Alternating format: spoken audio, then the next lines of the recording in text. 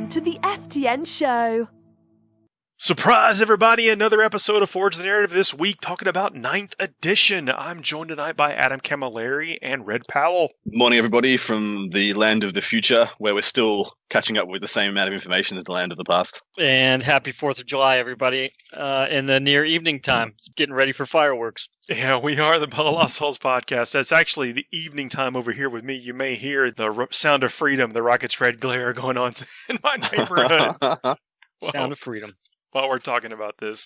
So the folks that are not in the States, we have one of those holidays where we do a lot of fireworks and that kind of stuff around here. And you may hear it. I don't know what's going to come through on the recording. So thanks for the patience with that. 9th edition coming soon. We have the official, what is it, the go live date? July 25th? Is that it? Am I recalling that right? Pre-orders July 11th. Pre-orders and that's, July 11th. So that's for the Indomitus box, and is that for the... it's not called the General Handbook. What am I talking about? Is that for There's two books. There's two companion books coming out. There's the tournament missions, and then essentially like a chapter approved. I'm sure that will update all the points and that kind of stuff. I don't have much information on that yet, but we will make sure and provide it when it comes up. They mentioned on the preview today that they've certainly made a ton of the Indomitus Crusade boxes, but you probably still want to order it as fast as you possibly can. And this is going to be one of those sets that I think everyone gets and then starts to part it out and trade it and that kind of stuff. So I think for the first time, that was a total lie I was about to say, but I was about to say for the first time in a while,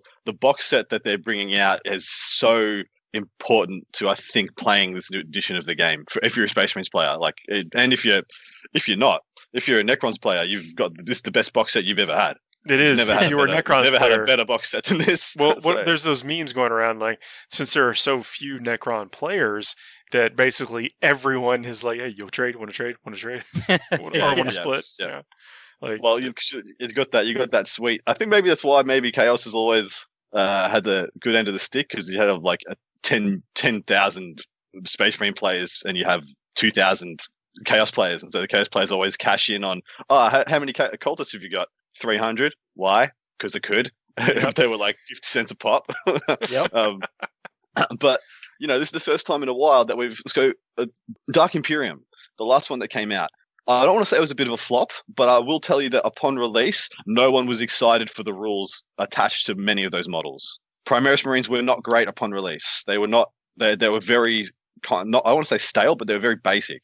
Well, they had a high point cost to justify the second wound. Yeah. I'm sure there was. I mean, they were trying to dial it in. What does power armor look like? And that was way before the Marine Codex existed. That really made power armor like attractive to put on the table again. This box set. I guess let me go back to a little bit. Is that I think there are still some kits like the suppressors that you can only get through one of the Start Collecting boxes or from that original box set. Yeah. From or from Shadow Spear or Dark Imperium. Yes. Yeah. Everything from Dark Imperium is out. It's Shadow Spear. That's where you'll see items that you still have to go hunting. They've got the Vanguard starter set, but you can't get those things by themselves. Yeah, and so this thing with the Outriders are all that and a bag of chips. I don't know if people still say that, but they do. Really all that. Do they? Do they really? I don't have to. I promise I will not say this a lot. Well, a lot during this show, but I've already started painting them Blood Angel red. No one gasped in surprise at that.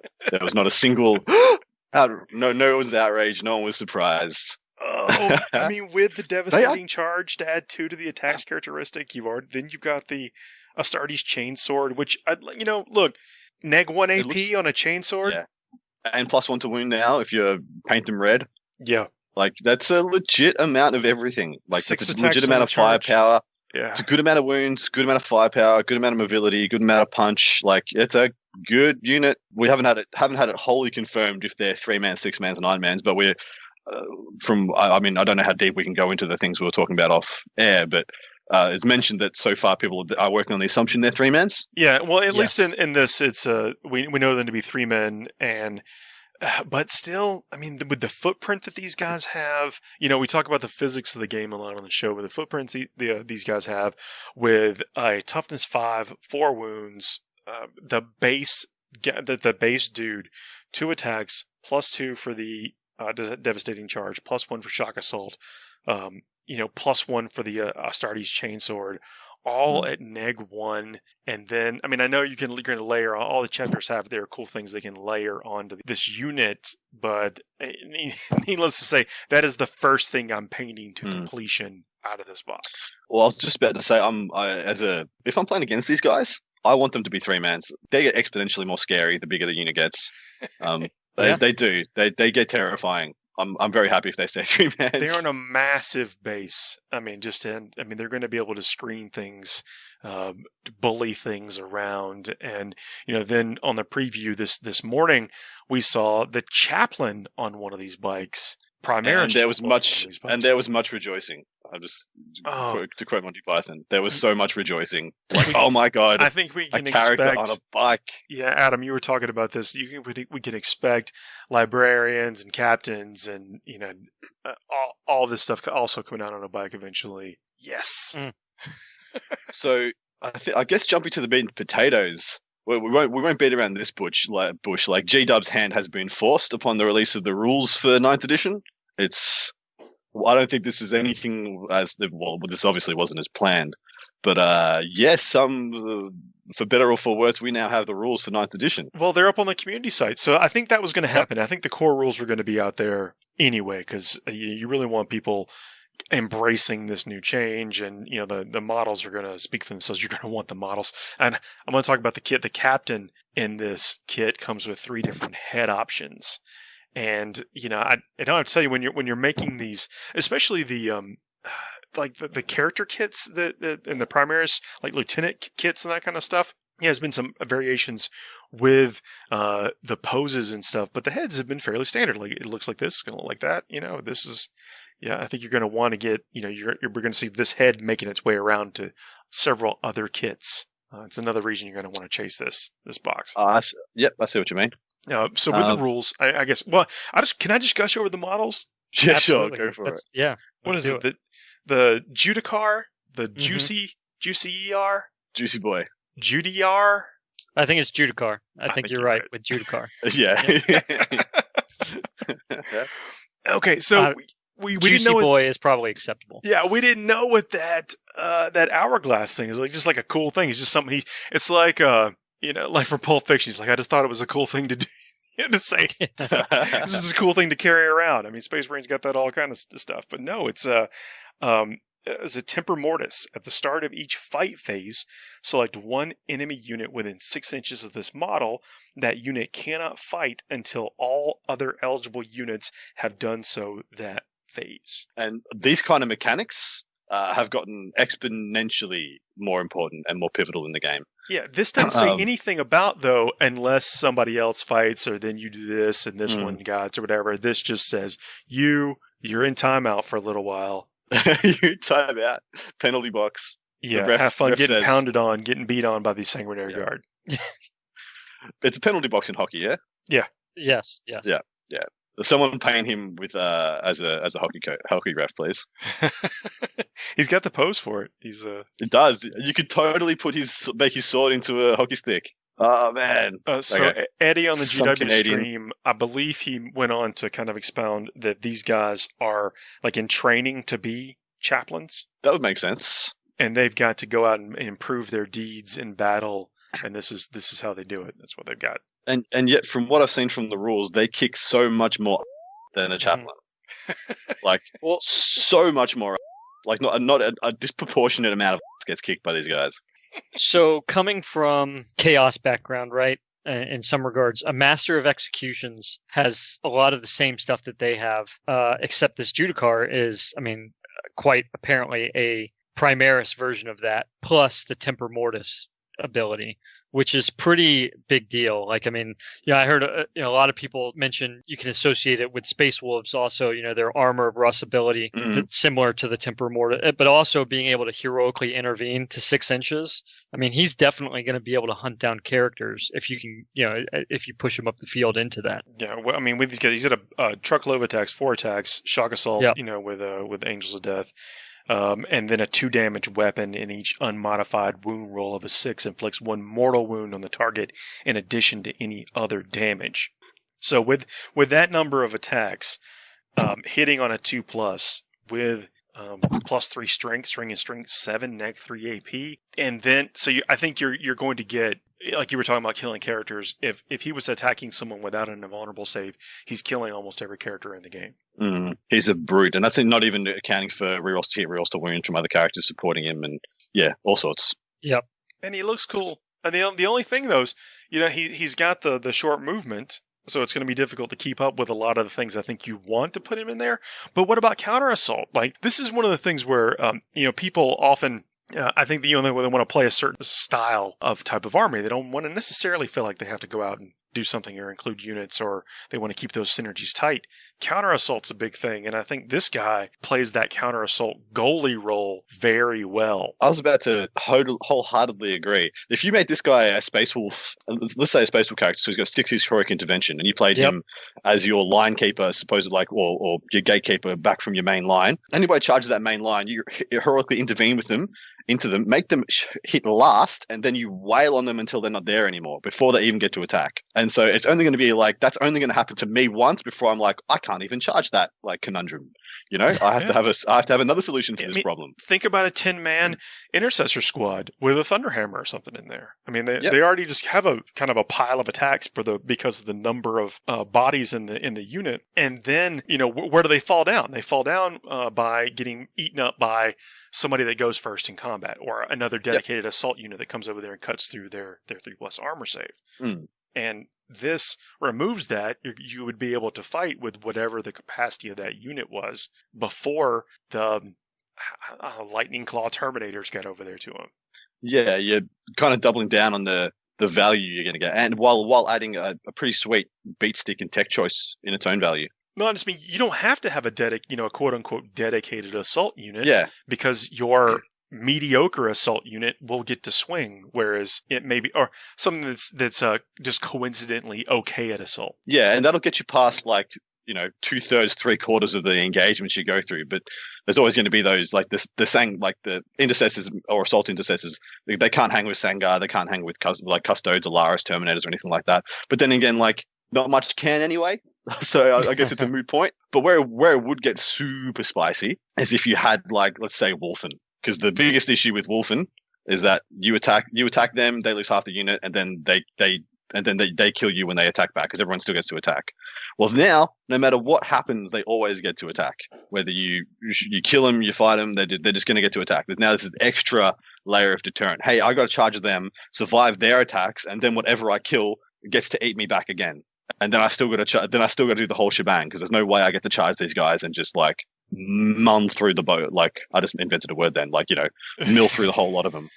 I don't get to eat them. You don't get to eat them. You can't possibly eat this unit for free. It's always going to cost you a pound of flesh. I'm not sure about what the viability of soup style armies are going to be in this edition, or what ultimately the value of keeping your command points as is and your army abilities as the game progresses. But right now, this ability is not limited to you being in just a Marine army, or only affecting your Marine forces or whatever. It's not like Ultramarine chapter gets to swing before everybody else. It's an enemy unit has to wait until after. So Bull Ogren or whatever, as for instance, would get to pound on whatever came up there. Yep.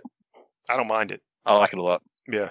I think, plus he just looks so cool. He's an amazing sculpt. Really, really well sculpted. the box set has done a really good job kind of setting folks up. If this is your first time getting into it or whatnot, or this is the starter set that you're starting with Marines, or even if you're just adding it to whatever core Marines you have otherwise. I mean, between the Assault Intercessors, which are troops, the Blade Guard Veterans, which are elite, and then you have this Judiciar, and you put him in between it all. And of course, there's also the Ancient on top of it. Like, that's a great assault block. Like you're saying, he doesn't have to be. He definitely doesn't have to be. He's definitely a threat unto himself. But the core box is giving you kind of a relatively ideal setup of the models that you can use to put him in that will definitely accentuate kind of what he's there for. Man, I dig it. My biggest failed prediction or wrong prediction of this was that, jumping to the Necrons, the Plasmancer, he is not a Psyker. He does not get to play in the Psychic phase. Nope.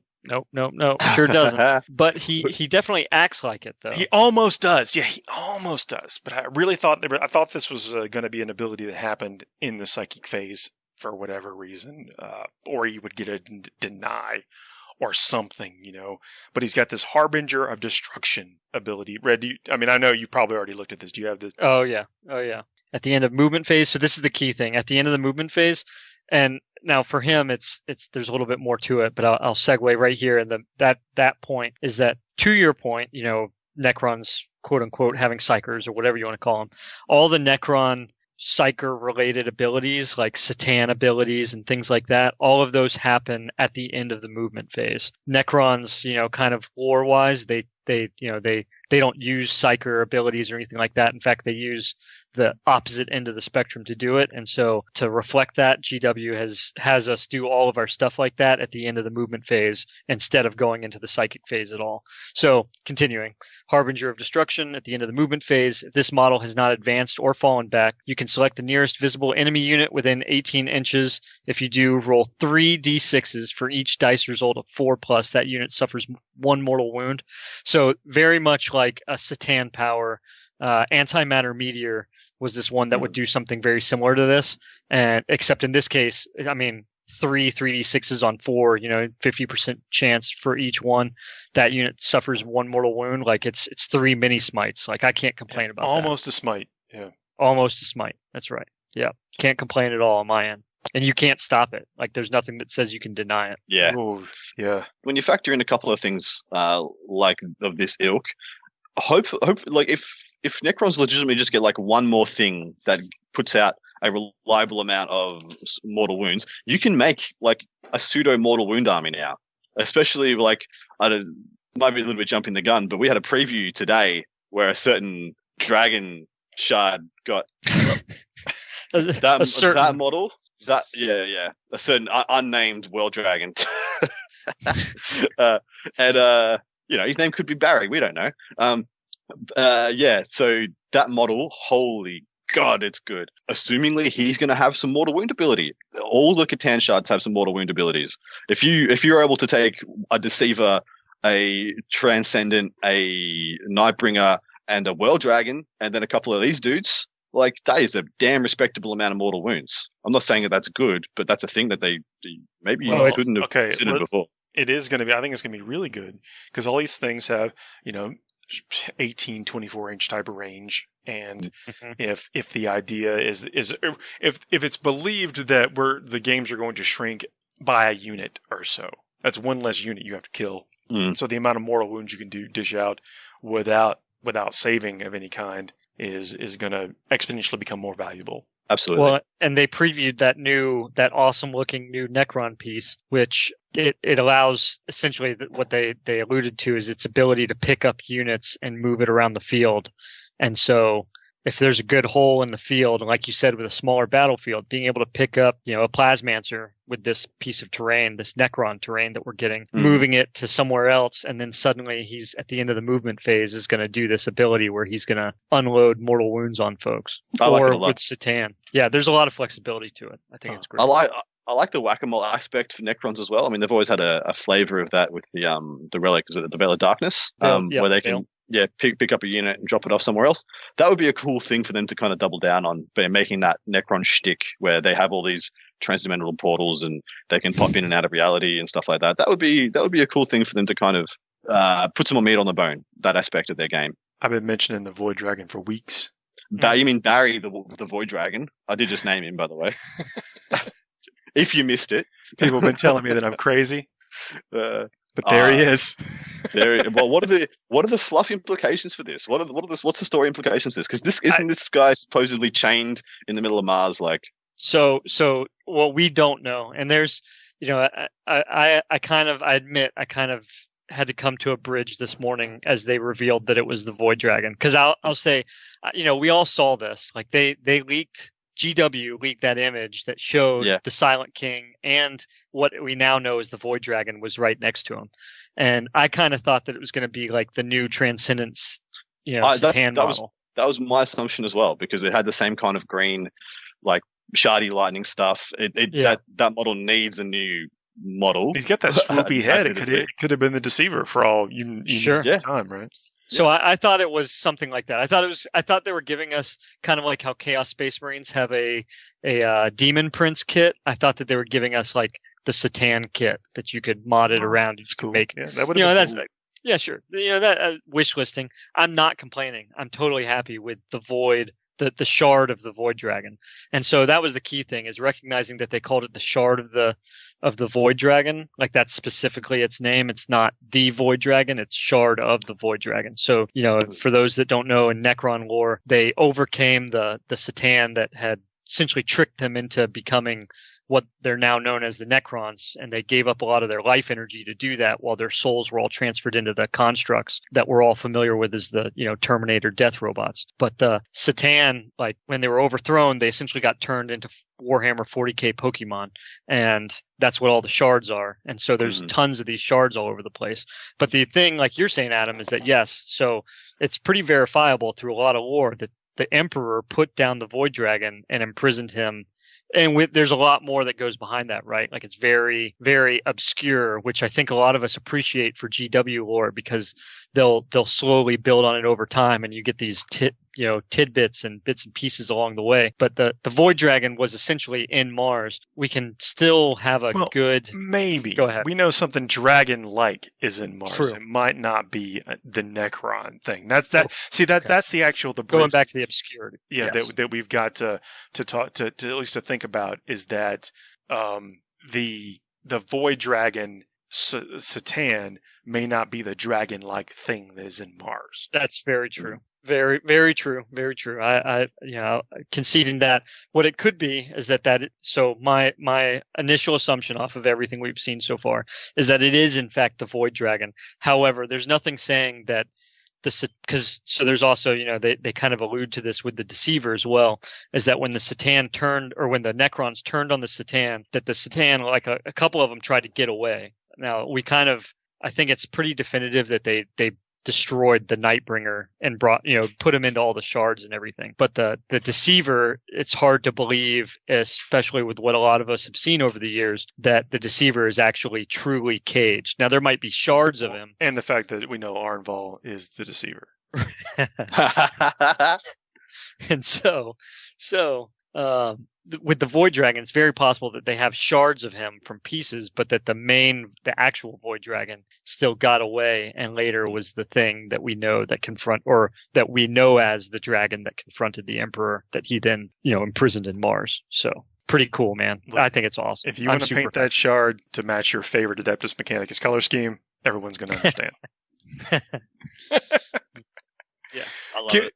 Well, because that dragon supposedly has had a hand in guiding the Mechanicum from its infancy. So I think there's some big fluff implications. Either way, I think the plot thickens, and I like it. Yes. Yeah, it's going to be interesting to see more about that. Let's talk about aircraft. Aircraft been like a subject of consternation. It's like, how do you get these aircraft rules right? Right. Yeah. And now we've got almost like a blend of 5th edition rules, hopes and dreams, the 8th edition FAQ stuff, and now something a little bit different, all boiled down into 9th, that I think makes them a little bit more playable. It goes on to say, just quickly, is that models with a minimum move must move at least their minimum, which is the M move thing. Then if a model cannot make its minimum move, it's destroyed unless you're using strategic reserves. Yep, in which case it's forced to fly off the board, yeah? Yeah, well, you can fly off the board. So if you have a battle-forged army, that's very important also. Aircraft units from your army can, in your movement phase, move off the edge of the battlefield, assuming it has sufficient move for any part of its base or hull to touch the edge of the battlefield. If an aircraft unit does so, it is placed in strategic reserves. Similarly, if you have an aircraft unit with a minimum move characteristic that cannot make its minimum move or is forced to move off the battlefield because of its minimum move, it is then placed into strategic reserves. Mm. So while you can't force them to crash and burn, so to speak, you can force them to fly off the table and essentially cost them a turn of efficiency, yeah? Well, you can't necessarily force them to crash, or not necessarily. It depends on what their minimum move is. If they can't get off the table with a little nib of their base or hull, then you could technically still do it. I don't know when that would come up. I guess some maybe directly in the center of the table, and it's got a 20-inch move. I mean, look, I don't know what the fringe case is, but there are some things that you have to check there where you could potentially still box them in. Mm. But you're right. Like you could. So if you prevented them from, let's say they had to fly off. Like you're right. Like that's them losing a whole turn of shooting. Now they're going to come in the next turn, presuming that you've blocked, that you haven't been able to block off the field entirely. But you can, try and force their hand in that way. It does go on to clarify that forcing them in or them choosing to go into strategic reserves does not cost any CP to do so, which is, I mean, it's a nice clarification. I think it's good. I think it's good. A little built-in, FAQ avoidance right there. So, like last time, or we talked about abstractions with coherency and everything in regards to reality. I think that this is good. I think it's healthy. I think it's great in regards of aircraft. Like, why would it make sense for an aircraft to be stuck in the same tactical frame that the infantry models are, right? Like, let them go off the board. Let them come back. I think it's great. I think it's awesome. Yeah. It's a great mechanic. So I think one of the biggest limiting factors that I've seen for aircraft is the fact there's no air wing. There's no air wing detachment anymore. It doesn't exist. That's correct. Yeah, you're right. I mean, so far as we know, right? We don't know. I mean, we're assuming. Yeah. Well, there isn't in the main rulebook. Right, there isn't in the main rulebook. So you mentioned the General's Handbook or the GT book that's coming out, and I don't think that there's detachments in that from what I read in the article. I'm sure there isn't, but without saying it, I can't say for sure. So, well, I mean, that is something that's always been. I guess that is something that we have not seen changed up that much, but you could add new detachments, I guess, as you chose. Right. What that doesn't necessarily stop a codex from having new detachments or something like that. But again, so if we go off of what's in there, you're absolutely right. There is no air wing detachment. And is that a bad thing necessarily? That's a good question. I mean, I guess we're kind of in debate here, but or opinion mode here.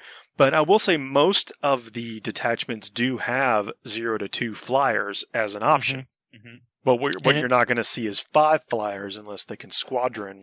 Can Valkyrie still squadron? No, not anymore. Yeah, I don't know. I don't know what does squadron. I don't think there is one that squadrons anymore that I'm aware of off the top of my head. But so you got to take either 2 patrols or you'd have to take multiple detachments in order to get that. And I think that's okay. I think that in regards to the game as it's laid out, I mean, we're looking at a combined arms fight. Like it shouldn't be an aerial fight necessarily, I guess, in its primary function. Well, and I think let's go one thing past. You can pay for it. You can pay for the option of doing that. Like even the patrol detachment has 0 to 2 flyers. So you could kind of get real lean on the points that you're spending in your army. I'm talking about, what's a 35-point HQ and a 40-point troop or something like that. I mean, you could get real lean to include more flyers, but then you're sacrificing CPs to do it. That's right. And so don't get me wrong. I'm a huge fan. I have been, and I've pitted it. I've pitted the strategy against quite a bit. But Eldar flyers, right?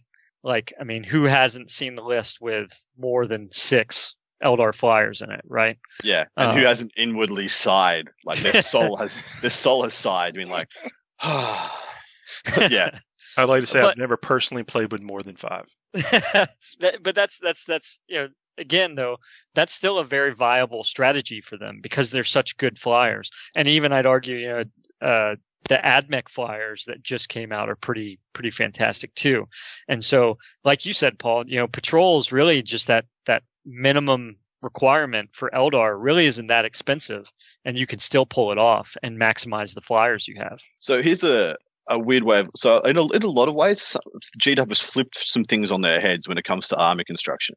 E.g., you had to purchase your detachments in order to unlock your CP. Now you get your CP and use them to unlock your detachments. Flyers was one of the exceptions to the rules. Flyers, you didn't have to take any tax units in order to unlock them because you had the air wing. You could cut out all the fat and all the tax units and just take a lean, mean aircraft machine list.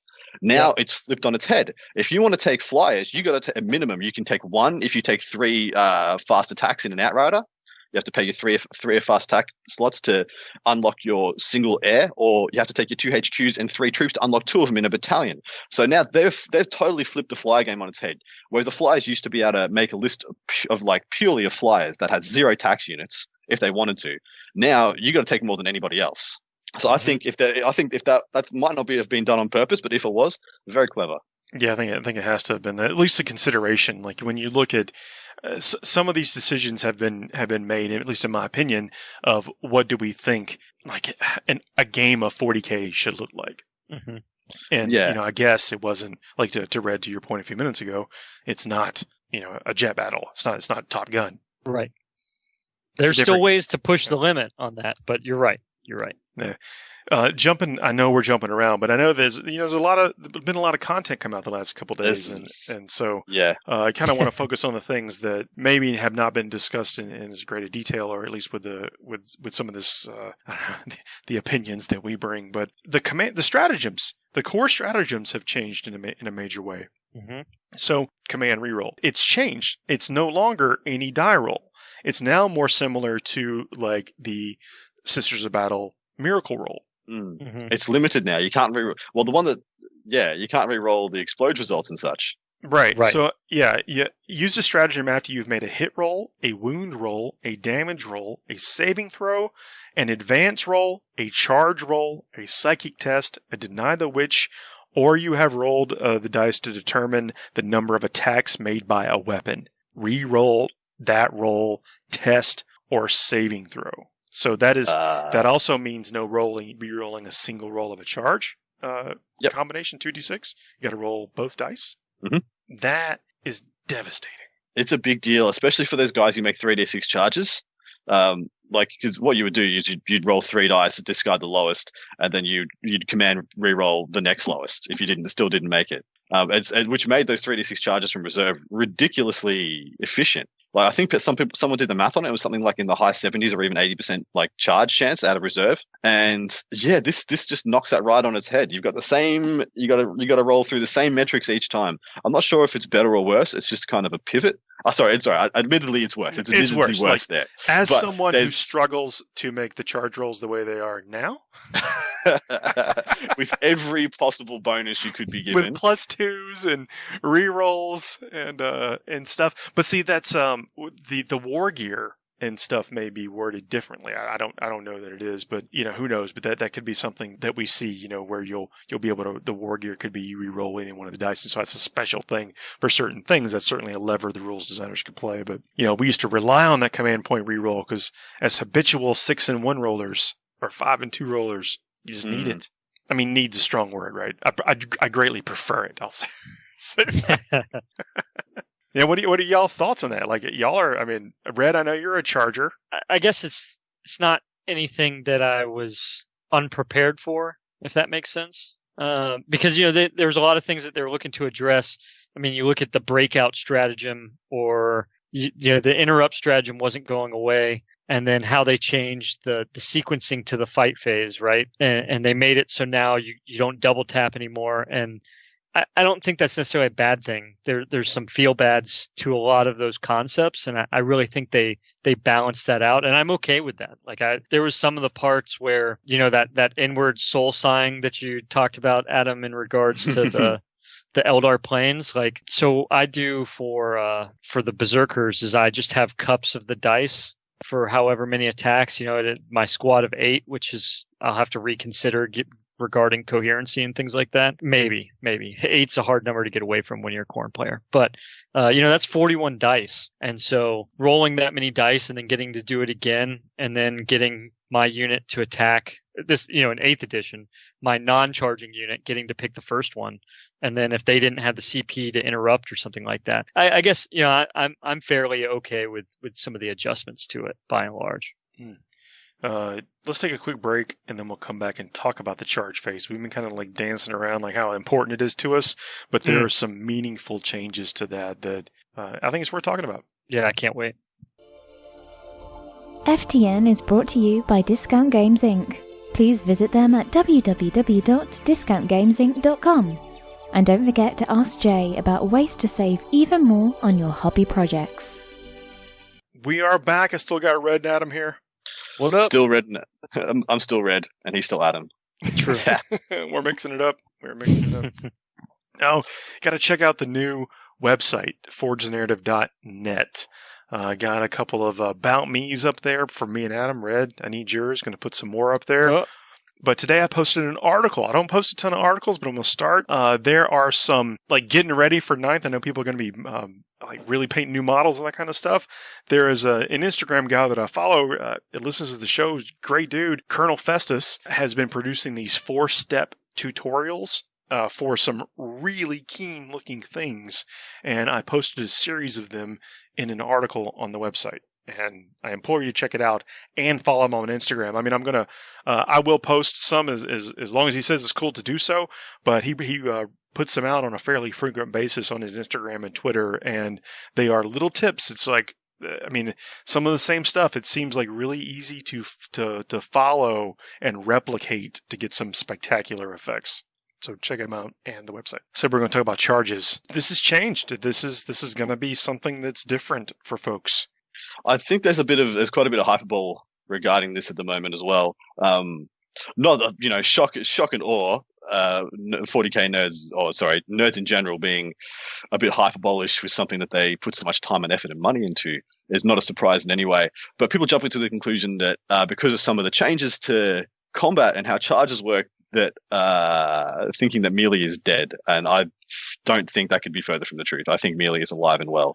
It might not be as it was, and that's for a couple of changes because I think we're about to cover. But I think it's fine. I don't get the big we can't charge anything, can't do anything. There's no point trying. Everyone play gun lines. I think that's a bit of a defeatist attitude. Well, let me go. Shooting's different too. So with the way terrain and cover and what cover does now, and the fact we're going to have some actual line of sight blocking things built into there will be less engagements on Planet Bowling Alley. True. You will find that less often. It will be easier for people to buy the rules, have things on their table that give you this meaningful line of sight blocking thing. So it's very conceivable that even your cool Lehman Russ Punisher with heavy bolters and all over the place and fires 1 million shots and stuff, you can buff it up and whatever, it may not be able to fire at something every round anymore.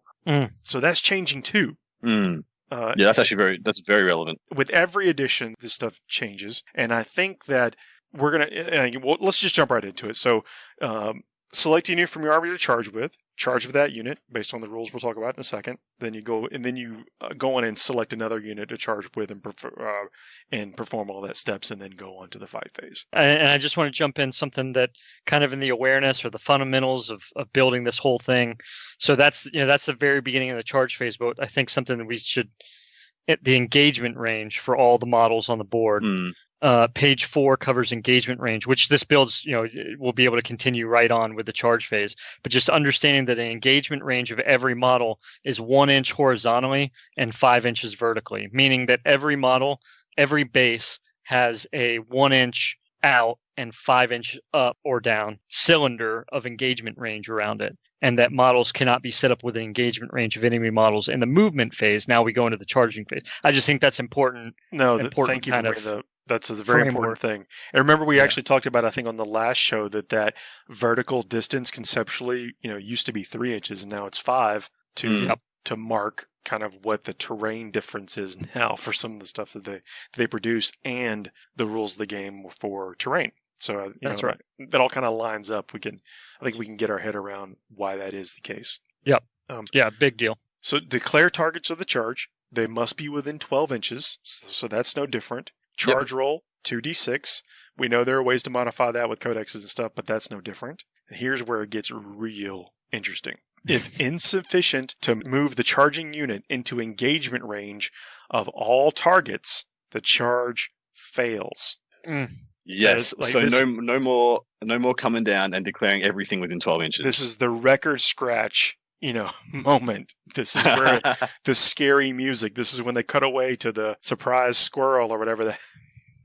You're not wrong. You're not it's absolutely not wrong in the regards that, so playing Berserkers, it was an opportunity thing, right? Especially because I reroll charges. And so I would move up, I'd get behind a wall where people couldn't see me. And I would pick every unit that typically, unless they had some other kind of wavering rule for line of sight, could not shoot at me with Overwatch. And I would I would say I'm charging everything within 12 inches of this unit. Put out the 12 measure, the 12-inch mark, and say everything here is getting charged. That's right. Yep. No more. So if insufficient to move charging unit into engagement range of all targets, the charge fails. Now let's talk about, you just talked about 1-inch engagement range. Yep. That conceivably means that if 30 orcs were surrounding a shock attack gun Big Mech, and the Big Mech might have been within 12 inches, if you can't get your models into 1 inch of him, then the charge would fail. You cannot declare a charge against him. Yep, it is a huge deal. Huge deal. So when all these things, the fight again, honor the chapter or whatever it is for Space Marines that lets you, go through the triggers, the fight mechanism again. If you were charging, you might not be able to make attacks. You can't get them, you can't charge them. There's all kind of stuff you can't do that you were doing before, and your charge would fail if you couldn't make it there. Like I know, maybe we see a real need to have jump packs and stuff that can ignore models and intervening terrain and that kind of stuff. There may be a shift in what you take as playable, but I think, Adam, what you may have been saying, that people are saying that charge is more difficult or the assault phase is dead, is probably largely due to this rule right here. Yeah, it's going to fundamentally change the way people want things to function. If we couple that with what we already know about falling back and people being able to disengage from try points and things, I think those two things combined is what has got people a bit spooked. And the 1/2 inch being able to swing. So we'll talk about that. Because that's going to impact a lot of these bigger units. So, but what I think we already know the bigger units is going to have to change. There's going to have to be some fundamental change from the thinking point of the Horde armies, and I'm not saying that they're bad in any means. I think they're fine, but it's just going to be a pivot, and a lot of armies are going to pivot sideways into moving and thinking in different ways. So I'm not overly concerned. I think there's a lot of legs. I think GW's putting work into making things well rounded enough to cope with changes. But what this is going to stop. And what I think this means is that you're going to want multi-purpose smaller units that can go and dig out another unit of the similar ilk. Like if you've got 5 intercessors sitting behind a wall that you can't see, you need something to go kill them. And if people think that melee is going to die just because your 15 Death Company can't charge everything and kill everything within 12 inches in one turn, maybe they shouldn't have been able to. I'm not going to say whether that was right or wrong, because it's a fundamental part of the game, but maybe GW didn't want them to be able to do that so reliably and so consistently, because that's an obvious change that they've made. But in saying that, I think a power fist on your 5-man, whatever squad you've got, just got so much better. Does that make sense? Well, the assault phase seemed to be kind of to be really good at it. Let me just say that. In the times when I felt like I was doing the best in the assault range, I felt like I was subtracting an exponential amount of fun from my opponent. So there's nuance to it, right? It was a very nuanced phase, and I'd argue in a lot of ways maybe movement was probably the other, the second most nuanced phase. I would argue the fight phase was the most. I agree. And you're absolutely right, Paul, in that sometimes people because there's a lot of shooting in 40k in general.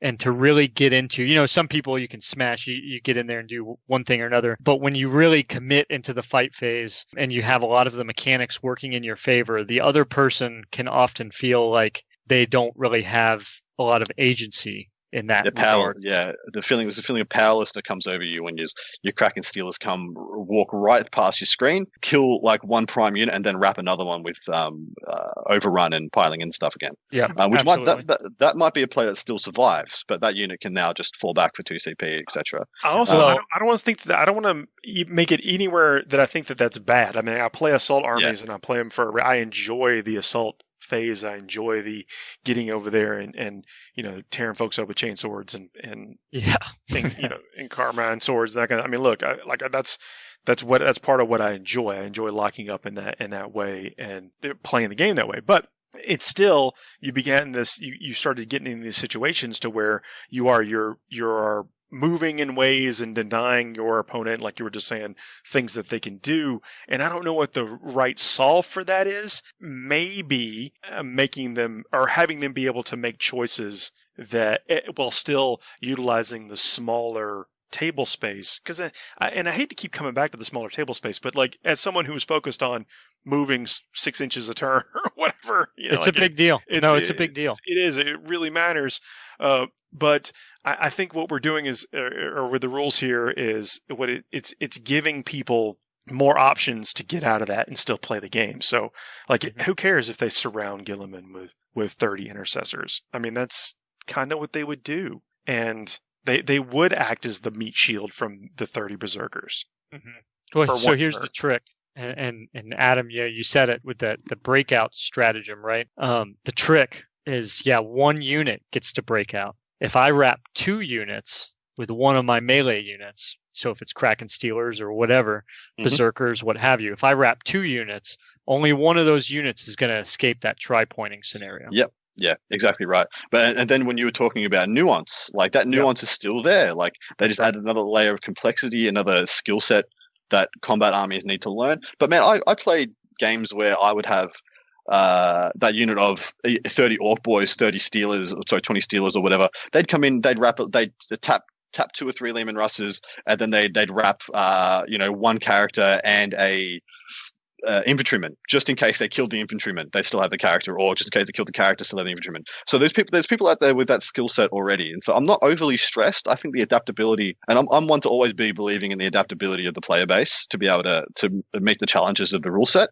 rather than the rule set having to meet rather than vice versa. Like I feel like it's better to make it difficult for the player base to make the mechanics work to suit them, rather than have everything tailored and just spoon-fed to us. I feel like that kind of a game lacks the depth and nuance that I love about 40k. I mean, I can get behind that. I mean, I want close combat to be a viable option. And what you're talking about, the desperate breakout, is the stratagem that is a core stratagem now. Is two CPs to do that. Mm-hmm. But that comes back to I think the way I'm looking at playing the game at the moment is multiple smallish to medium units, but that are multi-purpose. This is why I don't know about everybody else, but I'm shaking in my boots thinking about what AdMech's going to be able to do with this edition. But because they can do it all, man. We were talking about how sisters can do it all.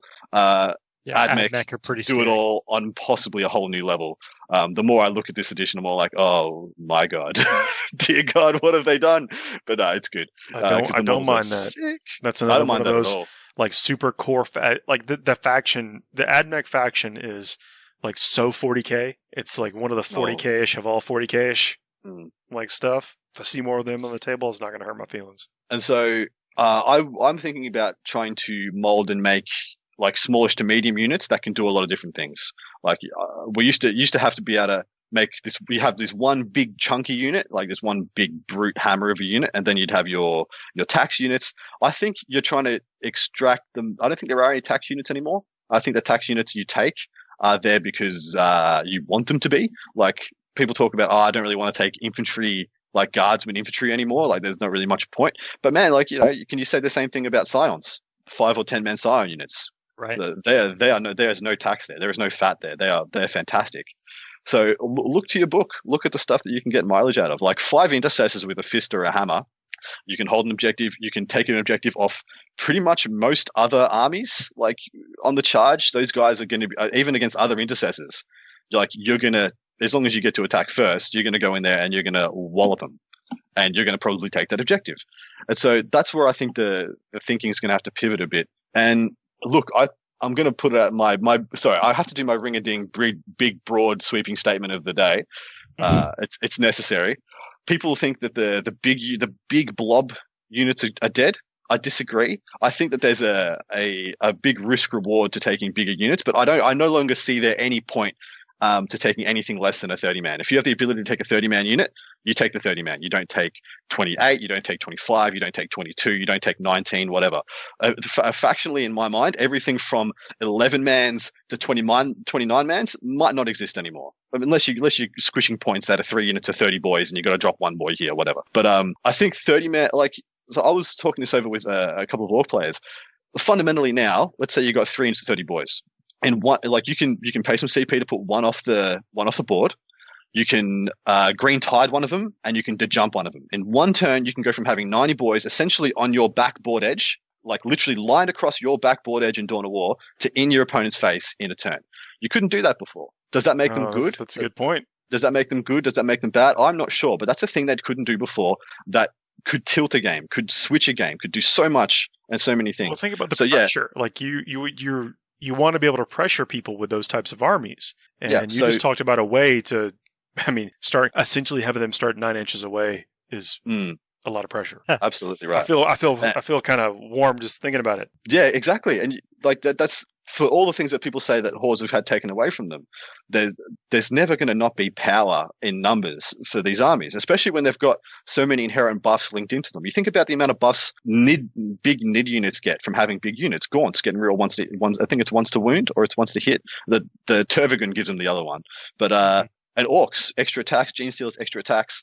I mean, admittedly, like maybe conscripts and cultists should have some incentive to bring big units, but they don't. But I think these things are fine. I think that you will find a way to make these things good. And one of the bigger ways, which I think a lot of Psychic Awakening gave to them, is things like being able to have the -1 Rens and the extra Feel No Pains and things like that. I think this is a prediction by G-Dub even, that they were saying, hey, these things might be a little bit more hard done by in the coming editions. Let's throw them a bone in Psychic Awakening before. So I think Hordes are fine, but I just don't think there's any reason to not. If you're going Horde, like that's what you're doing. Don't try and pretend or try and half measure it. That's literally what you're going to be doing. So yeah, like walk into it with open arms. But yeah, that Orc play, going from having 90 boys that are essentially neutral to 90 boys in your face, that could be a thing. Like legitimately, that could be a thing. But they're going to have to. There's going to have contend with different charging and moving assault rules. It's going to be interesting, but at least what you were just talking about, it means that they could get the appropriate amount of bodies over there to still make the defender have to make some choices. Well, yeah. and I think, we hit it just briefly, but the difference of piling in and units getting to fight, so they changed. It used to be the units that were within engagement range of the front row. It used to be so all of the models that were an inch behind those front row models got to participate in the fight. And now they've adjusted that to half an inch, which for your case of like 90 Orc boys, that's a lot fewer Orc boys than what it used to be in some cases of movement. And so I'm actually agreeing with you full-heartedly in regards of the Hordes being viable and their application. But again, going back to the adjustment from 8th to 9th, for those that are familiar with it, there is definitely an adjustment and transition of the nuance for the fight phase that we're all just I think that it's going to be fine. I think that it'll largely be just something that you mitigate. You're not going to be spreading out as far in the background, but you can definitely push it up there and get it there. It's just something to keep your mind on. Like one unit that I'm pretty excited to hopefully see again would be like 2 units of 5 Berserkers in a Dreadclaw, a regular, Dreadclaw drop pod or a Rhino. Just like one of those in your army. Because that solves so many issues of like clearing mid-board space. Because the amount of value you can extract from a 5-man is still insane. It's still absolutely crazy. So I you might even have less bloat, less wasted points in a 5-man. Exactly. There's gonna be this sweet spot for like resource to resource to damage output that you're going to find when you're trying to get the right amount of 9-mans. Maybe the sweet spot is 8. I actually pray the sweet spot is 8 for Khorne Berserkers because that's just correct. That's just the right way the universe should be. Peak efficiency. Peak efficiency. You used to get a free aspiring champion when you took 8. Man, I wish. Man, those were the days. Those were the days. So I know we're again jumping around, and I apologize for that, but I want to talk briefly about the psychic phase. There's been a very important change in here. It's when you're beginning to cast powers with a psyker. Select a psyker in your army to manifest its psychic powers. Yes. Seemingly all of them. Yes. Yeah. Is this being like you can't jump around? Yeah, with that. So I know what a common thing that I've done is, hey, let's do a round of smites and see what's left, and then I might do another attack power. Or alternatively, what I used to see people do, especially with the Plague Bearer armies, is that they go through all their buffing powers first, because they're the more important ones. They're the ones you do your Gaze of Fate from your one T-Sons dude, and then you come back to his smite later, but then you go through and do all your buffing powers. So you know that you've got your buffs up before you try and do your damage, because it's more important to survive than it is to kill for that army. And then, but by then, everybody's done one power, then you go back. Now, I'm not going to say I've been swindled before, but gosh darn, it's felt like it. So yeah, I think this is a good change for me. Yeah, yes. And I think this is one of those. It's like what is it? The fringe case where it matters is extreme. I mean, I know what you're saying. Yes, it can matter, but this is one of those moments to where, if you jump to another psyker and then I remember this guy has one power left he can do. Mm-hmm. Yeah. Then your opponent is within their rights to say you can't do that. Mm-hmm. Well, I used to have people bring markers. Like you put a marker, like a counter next to a dude who's completed a power, and then when he does his second power, you take the marker away, e.g. he's done. And so you could that enabled people to really track that stuff. But that's not something you should expect people to do wholesale. And now you don't even need to. It's just a thing that's been removed. Right. Yeah, I agree. You do it all the powers, but still, it's one of those. It's one of those things to where. And this is going to segue, as I know we're running short on time for this show. Although this is now what we're going to talk about. It's going to be 9th edition all the time from here on out. We're going to talk. We got a legitimate month of just breaking down the rules, I reckon. Well, the rule, and also there are reviews on the Psychic Awakenings and stuff, and what the cool things that are now going to be relevant, and tricks and tips for that. So please continue to tune in, like, share, subscribe. Please leave us those 5-star reviews. That's what gets me through the day. I don't know about y'all, but 5-star reviews. Had one person let us know that the audio wasn't great a couple episodes ago. I hope he goes and revises that. Well, if you're willing to leave a bad review, you should be willing to leave a good review if things have changed for the better. If your complaint has been met, hopefully you've got the willingness to go back and say, hey, they actually paid attention to what I said, fixed what I was complaining about, and now it's better than ever or something. Look, I appreciate really any time it was a 5-star or some type of comment on the YouTube page. Really appreciate it. There was, I know I'm segueing or whatever, but this whole last week I didn't get notifications of any of the comments on YouTube. So I went back and realized I had not responded because they were there and I didn't respond. But hey, thanks for the chat there, folks. We'll get together sooner or later. Do we have one more in us? Do we have one more talking point in us? Yes. So the thing that I want to bring up is this scoring in the missions, to where it goes out and says you get 10 points if you've painted your army. Of all the things in this book, I've seen more controversy and debate over these 10 points. Yeah, I'm gonna be brutal and say that I have laughed inwardly quite often when I'm reading some comments about how some people may think they're being hard done by this rule. This is like everything that we do as a community. We have notoriously altered the absolute crap out of GW's rule set pretty much every time until this might be the first time we don't take the scissors to it, legitimately. You think about any edition past that we've tried to mold to a tournament standard, we have taken the absolute scissors and we've stuck pages together, we've cut other pages out, we've rewritten whole rule sets and packets and all these things. This might be the first time we don't, but these are. I'm not going to say these are enforceable. These are enforceable by any means. Like if you, there will be like swathes and swathes of tournaments that just say, "Oh, if you're not paying, that's cool. This is an entry level tournament. Bring whatever you want, play whatever you want. It's fine." Like, and those tournaments, yeah. I've seen some of the comments. And I don't. No one has gone and outright accused their friends of doing this to them, but they seem to be coming at about it with like their reservations that their friends in their casual games may pull this on them. Well, I mean, to a point in regards to the scores, remember you gain 10 points.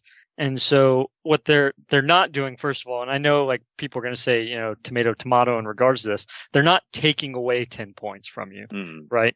It's actually that you gain 10 points. So it's a building concept. It's not a deduction. And so that, I think that I understand that's a small thing in the way that you and I both score 50 points and then you get the 10 points, it might as well be a deduction for me. What I'm saying is when we're playing at our gaming table, I mean, we can have a communication about that, like, yo, hey, True. I'm building my army. I don't have everything painted. Okay, no problems. This is a casual game anyway. No, what am I going to do? I'm going to get on the internet and tell the world that I beat Red by 10 points because he had one unpainted dude in his army. Yeah, he didn't paint the bottom of his tanks, guys. It's over. No one's. And also, when you're playing for like getting ready for tournament preparedness, you could just like pretend your army's painted in your test games if you wanted, right? Yep. I'm of the opinion it's rarely going to matter. If you look at the metrics of the game at the moment, everything seems to be done off a 15 scale, like the secondaries of each secondary. So you can possibly score 15 from each secondary. There's some that you can't score 15 off, and I think that's actually really good. But yeah, they're all done at these metrics of 15. This being at a metric of 10 is not going to come up as often as you think, guys. Just putting that out there. It's just the tournament is going to have its criteria for victory listed. Like and this is something we've beat the drums about for years. Like if you're going to an organized play event, I believe it is one of the things that the organizers need to do is clearly telegraph what the path to victory is. Mm-hmm.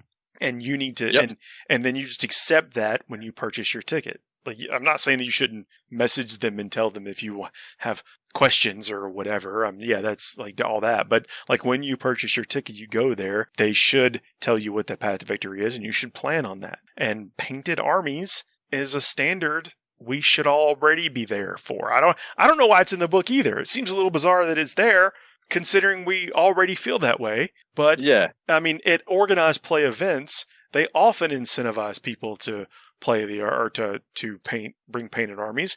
And I'm going to tell you the reason you want people with painted armies at your event is so that when other people see it, they go and tell their friends about how cool the armies were at that tournament, and so the tournaments grow. Like it's not a big deal. Well, so everybody knows what the LVO is. I would assume anybody who's listening to this podcast has in some way, shape, or form known what the LVO is. Am I correct in saying, in my recollection, LVO had an enforced tabletop? Yeah, exactly. So the biggest tournaments, and I would say that is pretty much the same for most major large tournaments in the world. They're already doing this. This is already almost the tournament standard. I mean, admittedly, this is a change from the 3-color minimum to tabletop ready, which is what the G-Dub's own personal standard, and that being like essentially everything's base coded, give or take. It doesn't need to be shaded, doesn't need to be highlighted, but yeah, essentially give or take everything's been base coded. And if you need to know what that is, go watch like any one of the 10,000 Duncan videos, because they've done a lot of battle ready and how to get things quickly battle ready in their articles and their YouTube stuff. So and look, getting stuff up to tabletop standard is never been easier, guys. Like Contrast was almost like, I feel like it's almost invented to go alongside this rule, because like it's so hand in hand now. You with 4 coats of paint, you can get something ready to put on the table apart from basing. But if you can't paint miniatures, you could pay someone to paint your miniatures. If you can't do that, then you could paint them to whatever your standard is. I'm not even saying that like tongue in cheek. Like whatever your standard for painting your models is, then paint them that way. You don't have to be good. Like I'm never going to hobby shame people other than not figuring out a way to get the stuff done. If you're in a situation to where you can't pay somebody to do it, you can't do it yourself. I mean, maybe a buddy will help you out. I mean, that's. It's never been more accessible on how to get paint on figures. To your point, Adam. That's So I guess I just don't see, like, I think everyone's, or at least the complaints or the criticisms I've seen around this have been that maybe they're worried about a gotcha moment, and I think that we're not going to see gotcha moments. That's what. Yeah. If you legitimately dislike painting and you do not enjoy it, and you make a legitimate effort to get your stuff painted, and you go up to the judge and you say, like, or the ref, and just say on submission, "Hey man, I know my stuff's not probably as good as other people's, but this is as good as I like them, and I put in a genuine effort."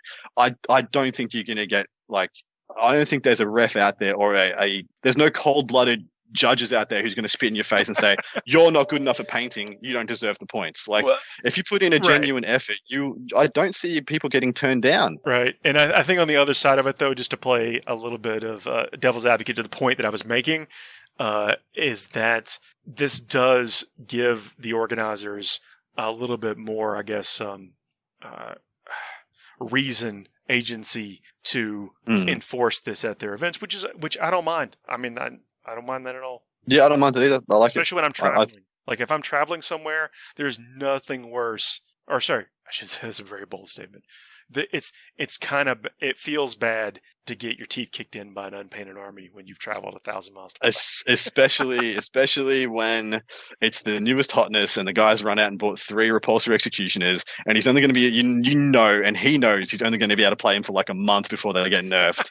But he's still like, "Hey, this is my day. I knew my day would come." And look, there's nothing wrong with that either. There we go. Well, let's go ahead and wrap it up. Sorry, I'm not trying to wrap it up on a sour note. I think that this is a little bit of a tempest in a teapot type situation. Like, it's really going to be business as usual on July 26th. Don't sweat it. I don't think this is a big deal. I think this is something that's going to be very easily absorbed by the community. Maybe it's a knee-jerk reaction by some people, and maybe it's come as a little bit of a shock that GW would go to this extent. But look, GW had far stricter painting requirements at the events that I went to that were hosted by them when they were still running events. Those were Warhammer Fantasy, admittedly, but they were way stricter. Your stuff had to look good to even get a point, So yeah, I don't mind this. Awesome. Well, we got way more 9th edition stuff coming, and then some of these changes they're going to impact how we play the game and it affects what's good, but also we got lots of cool options about what you can make and take now.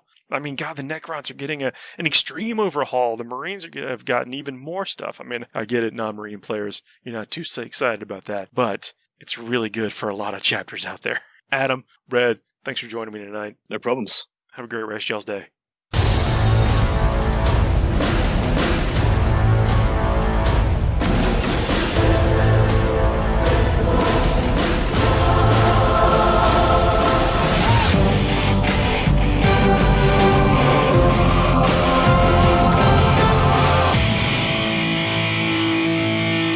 You can't handle the truth.